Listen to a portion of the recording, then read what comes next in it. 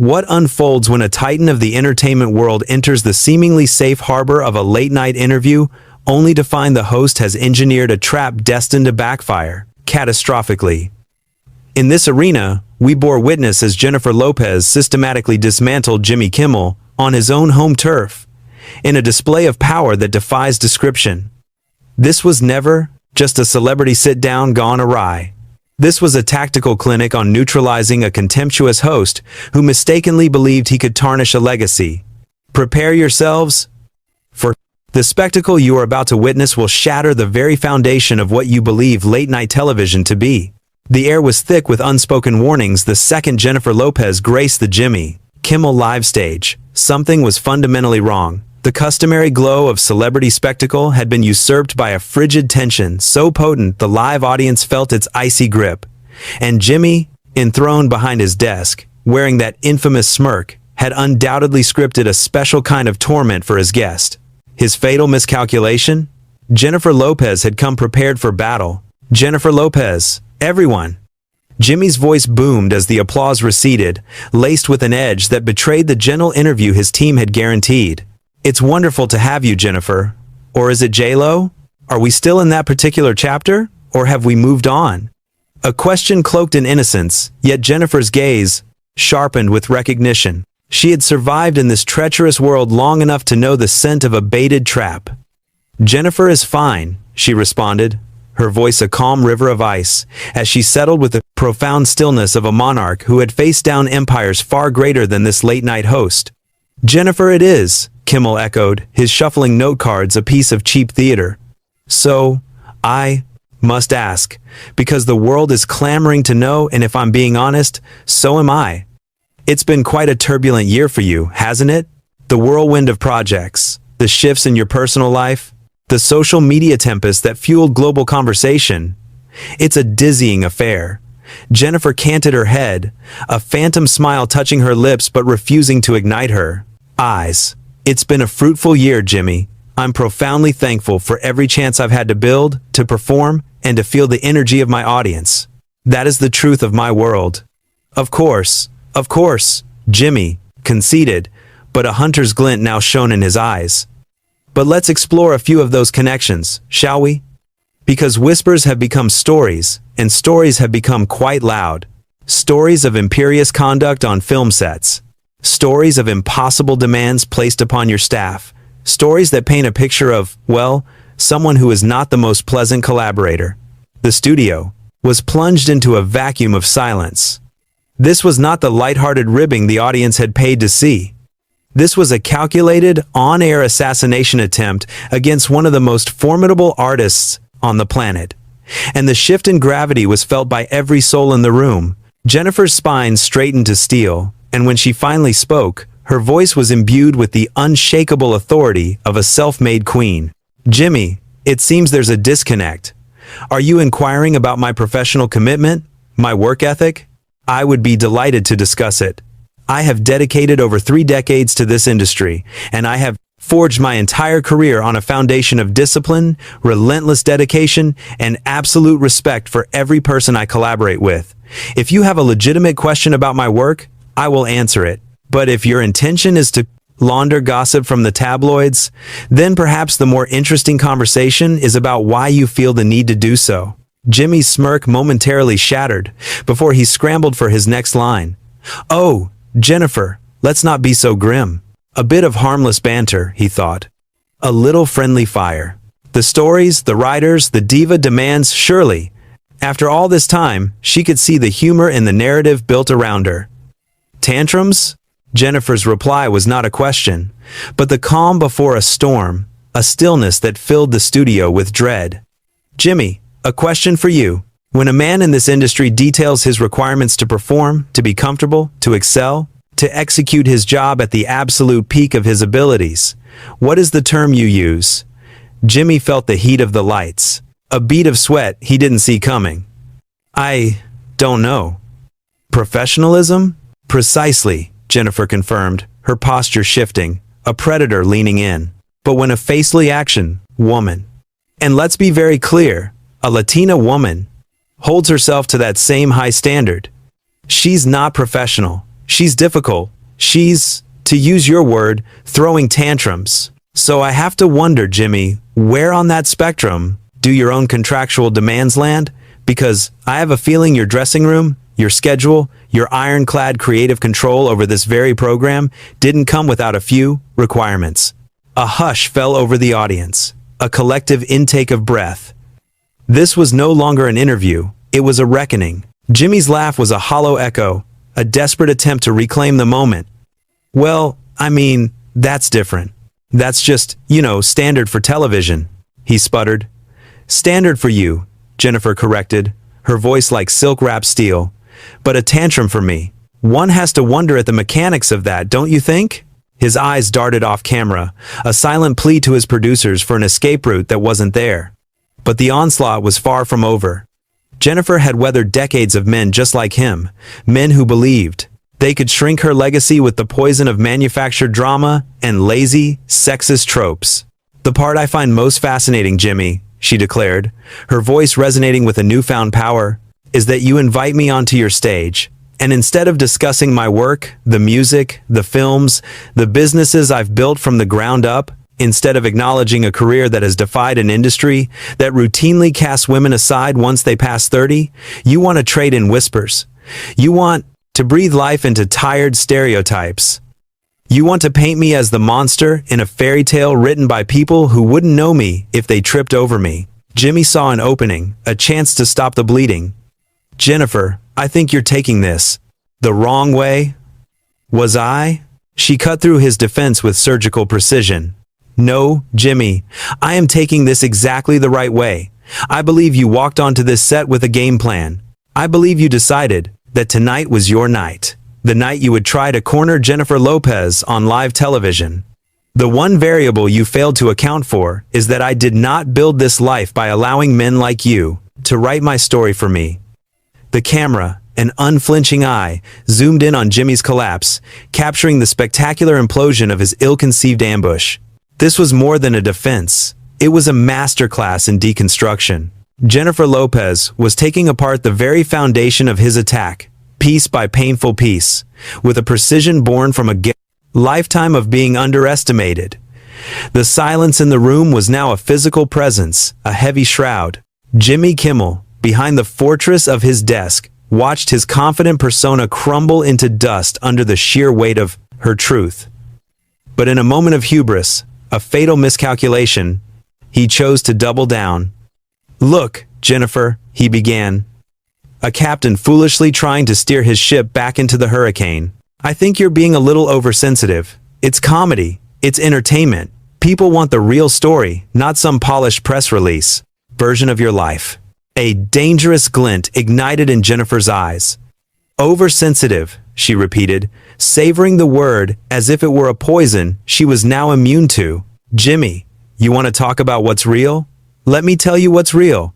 The scoreboard, for those keeping track, shows over 70 million records sold worldwide.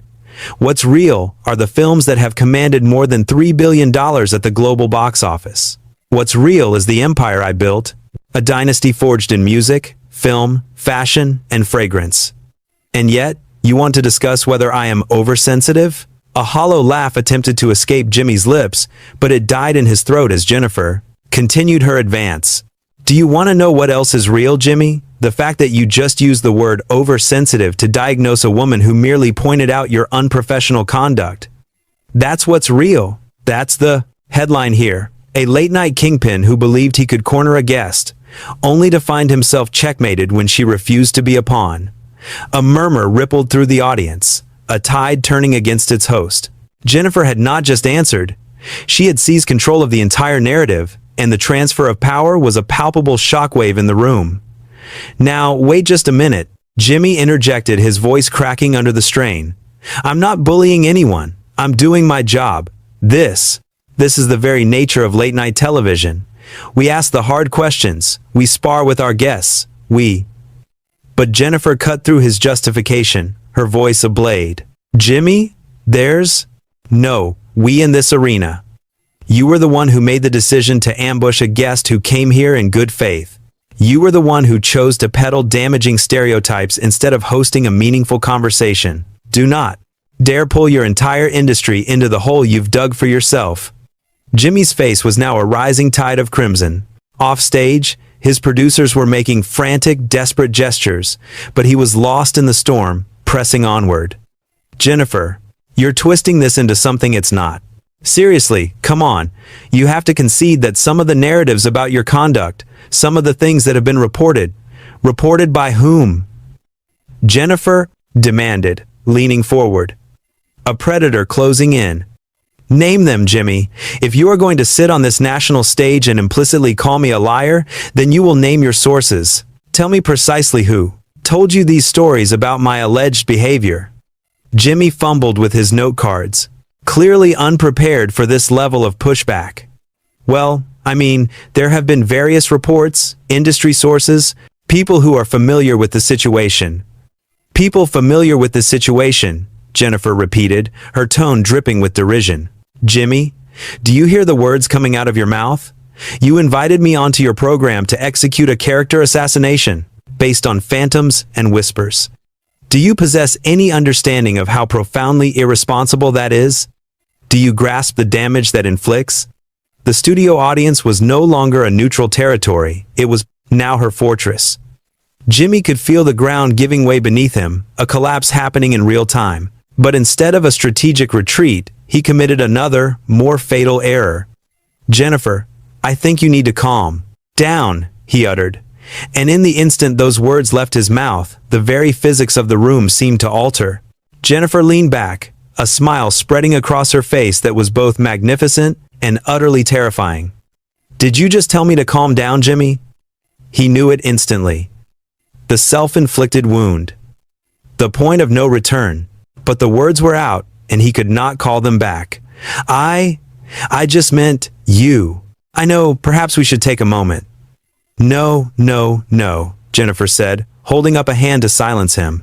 You just told a woman, on national television, to calm down after you spent the last 10 minutes attempting to humiliate her with baseless gossip. Jimmy, do you have any earthly idea what you have just unleashed? The lens of the camera was an unforgiving eye, capturing every nuance of Jimmy's escalating panic as he realized this interview had spiraled into a public execution. Jennifer Lopez was no longer merely defending herself. She was delivering a masterclass on how to dismantle disrespect, and she was doing it with a grace and power that made Jimmy look smaller and smaller with every passing second. Let me illuminate something for you, Jimmy, Jennifer continued, her voice now a force of controlled, unwavering steel. I have been dealing with men precisely like you for my entire career. Men who think they can diminish me, who think they can make themselves look bigger by making me look smaller. Men who think that because I'm a woman, because I'm Latina, because I came from nothing, that I should be grateful for whatever scraps of respect they're willing to throw my way. Jimmy tried to interrupt. Jennifer, I never said anything about your background. You didn't have to say it explicitly, Jimmy. She cut him off. It's in every question you've asked tonight. It's in your tone. It's in your assumptions. It's in the fact that you thought you could get away with this kind of behavior in the first place. The audience was completely captivated. Now, this wasn't just a celebrity interview anymore. This was Jennifer Lopez, delivering a speech that would be talked about for years to come. You want to know what real diva behavior looks like, Jimmy? She asked, standing up from her chair with fluid grace. Real diva behavior is thinking you can invite someone onto your show and then spend the entire time trying to tear them down.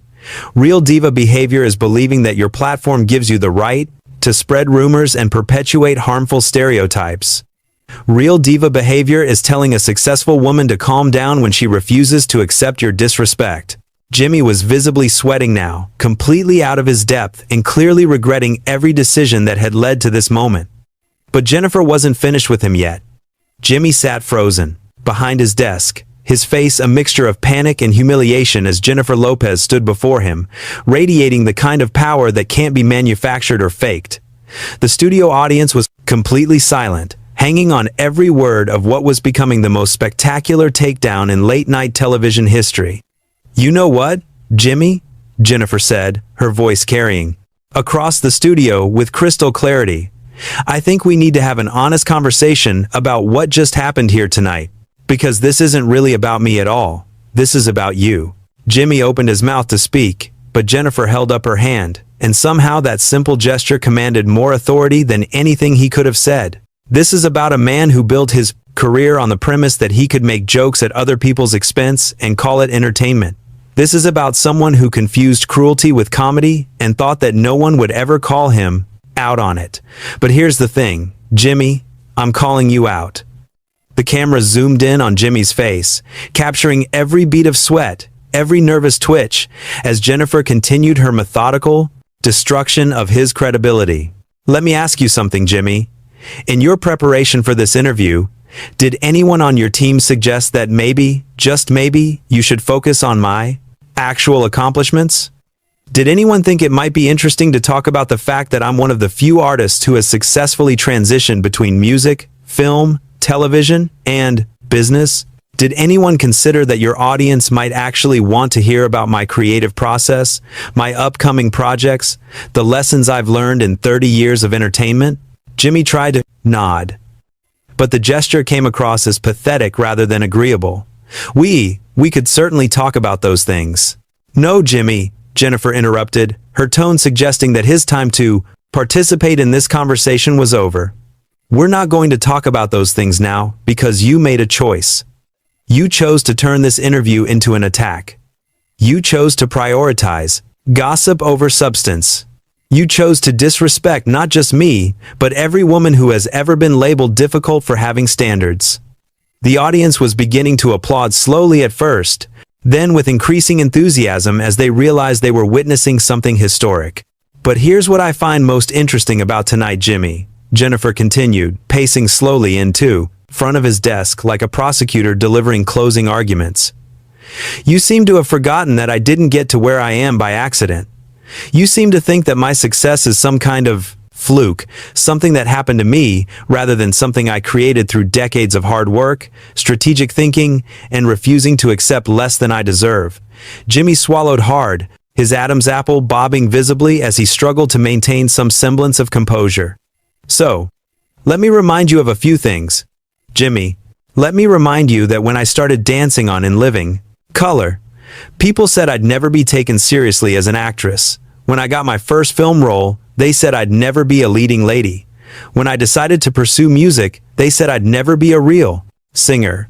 When I started my businesses, they said I was just a celebrity trying to cash in on my fame. With each statement, Jennifer's voice grew stronger, more commanding, and Jimmy seemed to shrink further into his chair. But here I am, Jimmy, still here, still successful, still creating, still proving people wrong. And do you know why? Because I learned a long time ago that the only way to deal with people who try to diminish you is to shine brighter than they ever thought possible. The studio erupted in applause, but Jennifer wasn't finished. She waited for the noise to die down before delivering what would become the most quoted line of the entire exchange. You brought me on this show tonight because you thought Jennifer Lopez would be an easy target. You thought you could make yourself look clever by making me look foolish. But what you forgot, Jimmy, is that I've been underestimated by better men than you, and I'm still here. Jimmy's mouth opened and closed like a fish gasping for air. But no words came out. Let me tell you what's going to happen now, Jimmy, Jennifer said, walking back toward her chair, but not sitting down. Your viewers are going to see this interview, and they're going to make their own judgments about who handled themselves with class tonight and who didn't. Your colleagues in the industry are going to see how you treat your guests, and they're going to remember that the next time someone considers appearing on your show. The camera captured Jimmy wiping sweat from his forehead with a tissue, his carefully crafted television persona completely shattered.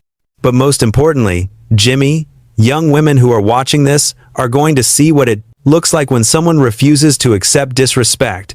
They're going to see that you don't have to smile and nod when someone tries to tear you down. They're going to learn that having standards isn't the same thing as being difficult, and that standing up for yourself isn't the same thing as being oversensitive. Jennifer finally sat back down, crossing her legs elegantly and fixing Jimmy with a stare that could have melted steel. Now, Jimmy, since we still have a few minutes left in this interview, would you like to ask me about my actual work? Would you like to? Hear about the projects I'm excited about, the causes I support, the things that actually matter? Or would you prefer to continue with your original plan of trying to embarrass me?" Jimmy fumbled with his note cards, his hands shaking slightly. Jennifer, I think maybe we got off on the wrong foot here." "No, Jimmy," she said firmly. "We didn't get off on the wrong foot. You started this interview with the intention of attacking me, and I simply refuse to let you get away with it." There's a difference. The studio audience burst into sustained applause, and even some of the camera operators could be seen nodding in approval. Jimmy looked around desperately, clearly hoping for some kind of intervention from his producers. But none came. "You know what the really sad thing is, Jimmy?" Jennifer said as the applause died down. "This could have been a great interview. We could have had a real conversation about art, about business, about the challenges and rewards of a long career in entertainment. Instead, you chose to waste everyone's time, including your own." Jimmy made one last desperate attempt to salvage the situation. "Jennifer, I want to apologize if you what, Jimmy?" she interrupted. "If you offended me, if you crossed a line." "Jimmy, there's no if here. You absolutely crossed a line. You absolutely behaved unprofessionally. The question is whether you're actually sorry, or whether you're just sorry that it didn't work out the way you planned." The final nail in Jimmy's coffin came when Jennifer stood up again, smoothing down her dress with the casual elegance of someone who had just won a battle without breaking a sweat. "Jimmy, I want to thank you for this opportunity. Tonight. Not the opportunity to promote my work, because we both know that's not what this was about.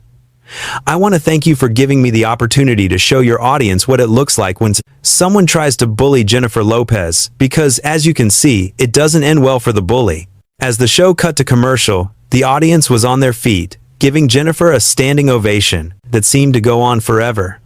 Jimmy sat behind his desk, completely defeated, a shell of the confident host who had started the interview just 20 minutes earlier. Jennifer Lopez had walked into what was supposed to be a trap and instead turned it into a masterclass in grace under pressure, proving once again why she's remained at the top of her industry for 3 decades. This wasn't just an interview gone wrong. It was a complete dismantling of a host who thought he could take on a legend and win. What did you think of Jennifer Lopez's incredible response to Jimmy Kimmel's disrespectful behavior? Have you ever seen a celebrity handle an ambush interview this masterfully? Drop your thoughts in the comments below, and don't forget to subscribe for more incredible moments like this.